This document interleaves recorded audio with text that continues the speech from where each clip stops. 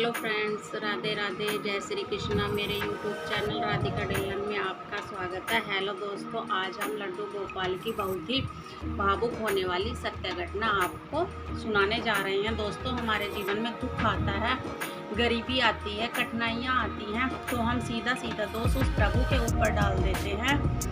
ये नहीं सोचते कि हमारे पूर्व जन्म के कर्म भी हो सकते हैं। हम सिर्फ भगवान को ही दोष देते हैं कि भगवान ने हमारे साथ कैसा किया। दुख की जो घड़ी होती है, दुख का जो समय होता है, ऐसा ही होता है। हमारा विवेक खत्म हो जाता है, हमारा विवेक खत्म और सोचने समझने की शक्ति खत्म हो जाती है। गलत और सही को समझने की क्षमता नहीं रहती। कोई भी निर्णय लेना हमारे लिए कठिन हो जाता है। आज दोस्तों ऐसे व्यक्ति की जीवन घटना आपको सुनाने जा रही हूँ जिसने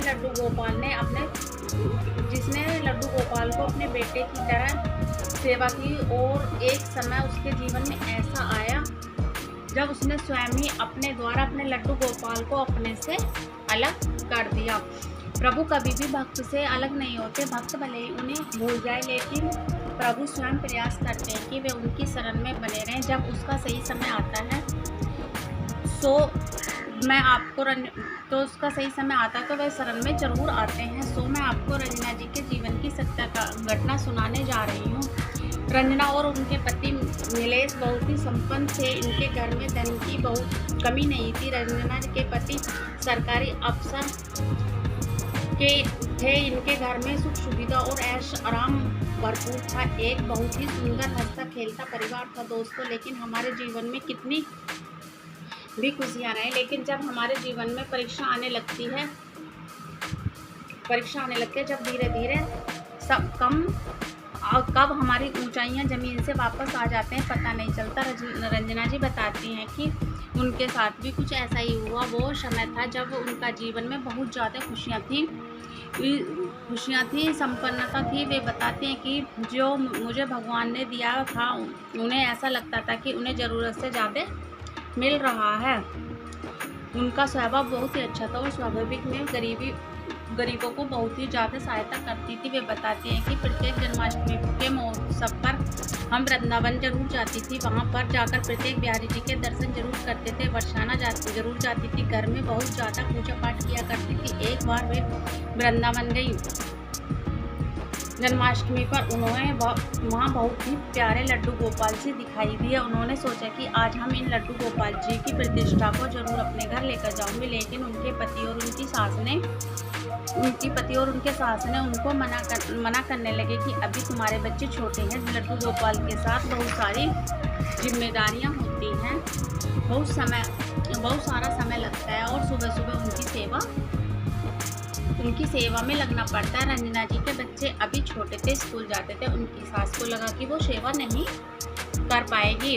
उनके मन में तो भाव आ ही चुका था। लड्डू गोपाल को पसंद करने के बाद वो छोड़ना नहीं चाहती थी। वे बड़ी सुंदर सी मूर्ति खरीदकर अपने साथ घर लेकर आए। इतने सुंदर लड्डू गोपाल, ऐसा प्रतीत होता है कि मानो कि कोई छोटा सा बालक हो।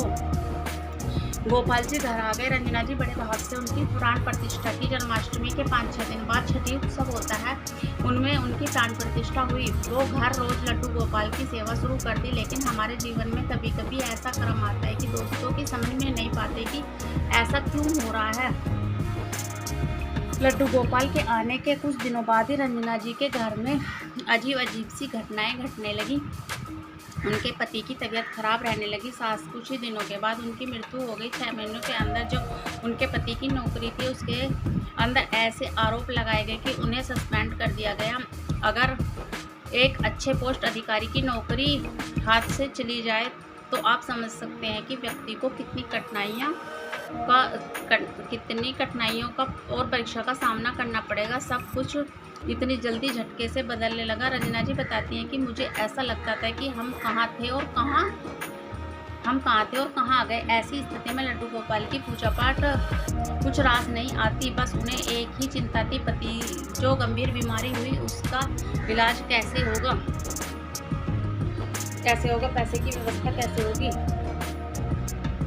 बच्चों को स्कूल की फीस कैसे जमा होगी। क्योंकि नौकरी छूटने के बाद उनके ऊपर इतना कर्जा था कि कर्ज को चुकाते जो उनके पास जमा राशि थी वो भी खत्म हो गई। इतनी बुरी नौबत आ गई कि हर रोज का खर्चा चलाना भी मुश्किल हो गया है। किसी तरह से इधर उधर से उधार मांगकर या अपने जो आभूषण ज्वेलरी थी वे सब कुछ बेचकर अपने पति के इलाज कराती रही और बच्चों के स्कूल की फीस भरती रही। लेकिन दोस्तों ऐसा करते करते 2 साल बीत गए। स्थिति बहुत ही ज़्यादा खराब हो गई क्योंकि पतिदेव भी अब इस स्तर पर आ गए थे। ऐसा महसूस होता है कि वे अब अपने पति की जान नहीं बचा पाएंगी। रचना का भगवान पर भरोसा रत्ती भर भी नहीं रहा। उसे लगता ही नहीं था कि भगवान नाम की कोई चीज़ होती है या प्रभु की कृपा कभी हुई है, क्योंकि वो इतनी ज़्यादा विपत्ति से घिर गई थी। ऐसा कुछ भी समझ में नहीं आ रहा था क्योंकि वे चारों तरफ से परेशानियों से घिरी हुई थी। एक दिन उसे लड्डू गोपाल पर इतना क्रोध आया कि उसने लड्डू गोपाल को ले जाकर सुनार की दुकान पर बेच दिया और लड्डू गोपाल के पैसे लाकर जो उसे ज़रूरत थी उस ज़रूरत में खर्च कर दिया। मायूस और क्रोध इतना ज़्यादा था कि भगवान के ऊपर वो ये भी नहीं समझ पाई कि मैं कर क्या रही हूँ। वो इतना ज़्यादा गलत है कि आवश्यकता उसे बहुत ज़्यादा ज़रूरत थी। पति के इलाज में बहुत ज़्यादा खर्चा हो रहा था। मजबूरी बस, क्रोध बस, और वो ऐसा काम करने लगी। दोस्तों 2 महीने के बाद ऐसा समय आ गया कि वो पैसों की पूरी तरह से समाप्त हो गया। बच्चों के स्कूल की फीस जमा न होने के कारण पिछले 7-8 महीनों से घर ही थे, स्कूल नहीं जा रहे थे। वे जब भी स्कूल जाते थे तभी उन्हें फीस के लिए प्रेरित किया जाता था। पति की स्थिति इतनी ज़्यादा खराब हो गई थी कि डॉक्टर ने जवाब दे दिया था कि अब उन्हें ऑपरेशन की ज़रूरत है। अगर 3 या 4 दिनों के अंदर ऑपरेशन नहीं कराती हैं तो वो उनकी जान जा सकती है। डॉक्टर के मुंह से ये बात सुनकर वो बहुत ज़्यादा परेशान हो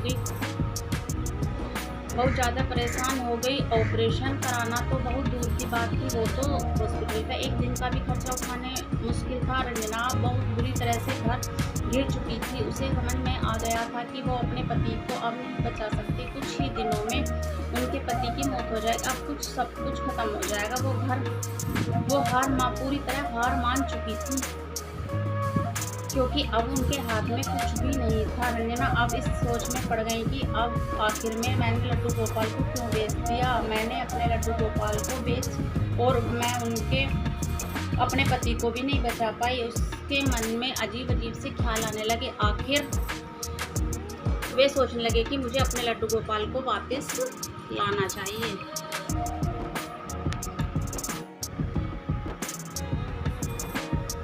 इस संसार में हम सब का जन्म हुआ है तो मृत्यु तो होनी है। उसकी या उसके पति के संसार में ऐसा कोई भी व्यक्ति नहीं है जो अमर होकर आया हो। हर व्यक्ति को, हर मनुष्य को एक न एक दिन मृत्यु निश्चित है।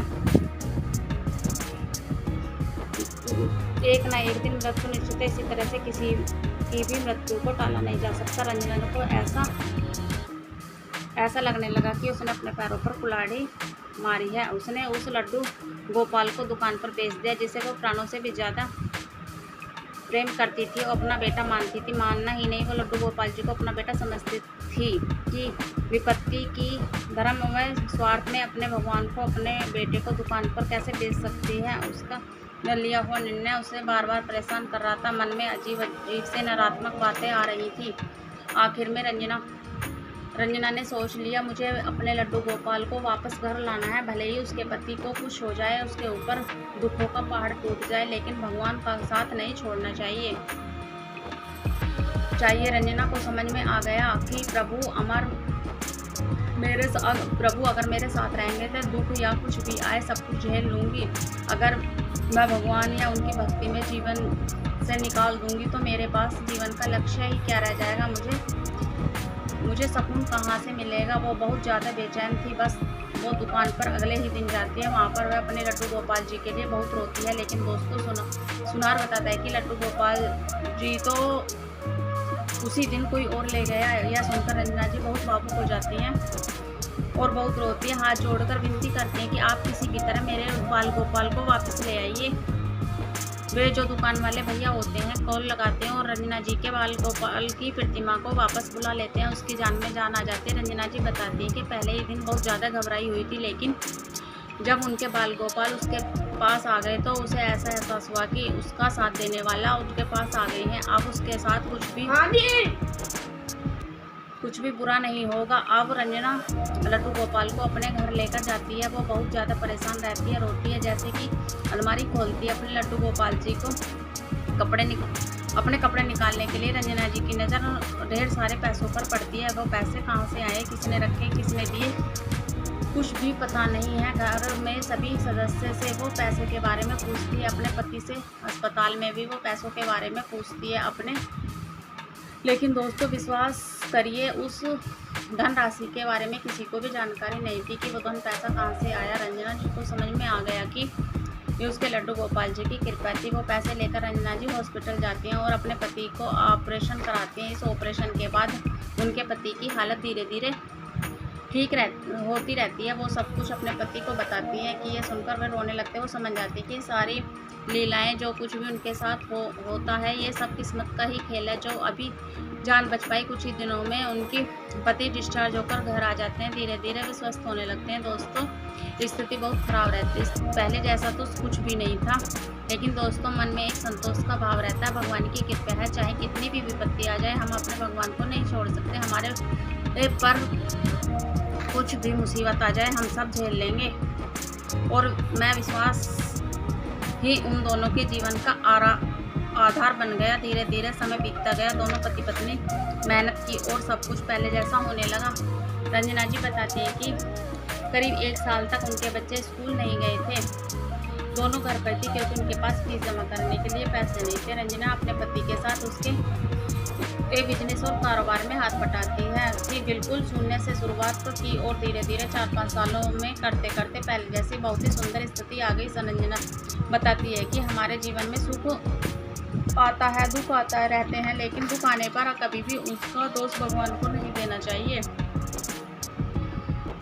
रंजना बहुत ही भाग्यशाली थी, उसके पास उसके लड्डू गोपाल जी थे। आपने देखा होगी रंजना के जो दिन कैसे बाल गोपाल जी और दुख भी आए, लेकिन भगवान ने रंजना जी को डगमगाने नहीं दिया। भगवान में निष्ठा की वजह से ही, जो व्यक्ति में निष्ठा की वजह से ही वो दोनों ही अपने दुख से उबर कर आगे बढ़ गए। रंजना जी के जीवन की सत्य घटना अच्छी लगी हो तो दोस्तों ज़रूर शेयर करें। ऐसी और भी लीलाएं को सुनने के लिए मेरे चैनल को सब्सक्राइब करें। दोस्तों मिलती हूँ नेक्स्ट वीडियो के साथ, जब तक के लिए राधे राधे, जय श्री कृष्ण।